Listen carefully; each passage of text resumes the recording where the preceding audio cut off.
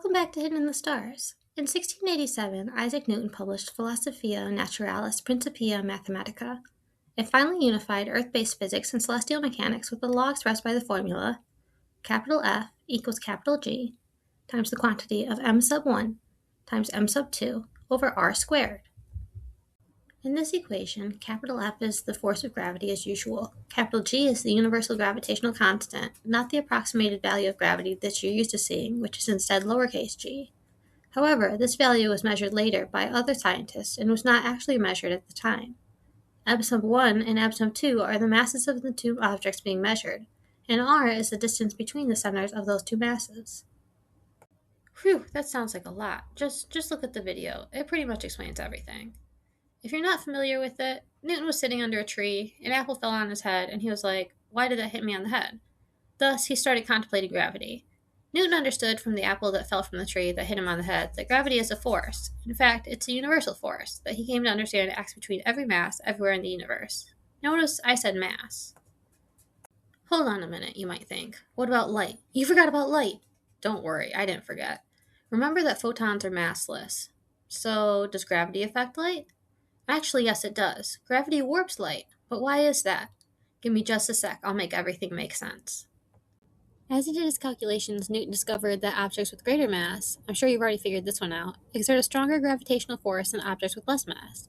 So that means that smaller, less massive objects are more likely to be drawn towards the bigger, massive objects than the bigger, more massive objects are to be drawn towards the smaller, less massive objects.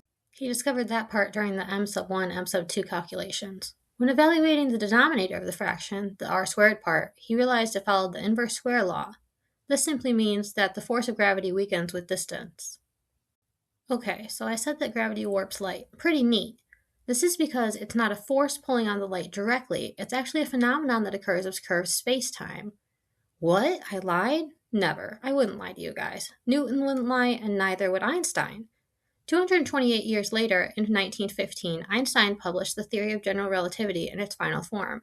It explains gravity not as a force, but as something else entirely. He explains it as the result of massive objects warping the fabric of space-time.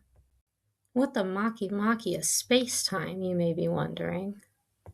General relativity unifies three-dimensional space, which is just space around us, and one-dimensional time, which is just regular old time, past, present, future, all that stuff, and creates a four-dimensional thing called the space-time continuum. You may have heard of it before in some cool sci-fi movie, but I promise you, it's very real. It can be curved and shifted and distorted. It's awesome. It does get a little confusing, however. Mass and energy tell space-time how to curve, right? But then the curved space-time tells the matter how to move. Matter is different from mass and energy. The distortion in space-time geometry dictates how things will travel throughout the universe. It's all explained by Einstein's field equations. These equations relate the distribution of momentum, mass, and energy to the curvature of space-time. You can predict the geometry of space-time around things like planets, black holes, or even of the whole universe by solving these equations. This all helps researchers to understand things like time dilation, which GPS signals rely upon. It also helps us understand gravitational waves, which I love, because they make it so we can hear black holes growl, of course. Check out our video on sounds in space if you're still under the misconception that there's zero sounds in space. That's a lot of new information for one video. Let me know if you need me to break it down even more. Would you like to learn more about time dilation and GPS signals? Do you know about the atomic clock?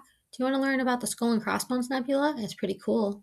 Thanks for tuning in to this episode on gravity and the theory of general relativity. Join us on our journey through the cosmos. Catch you next time here at Hidden in the Stars.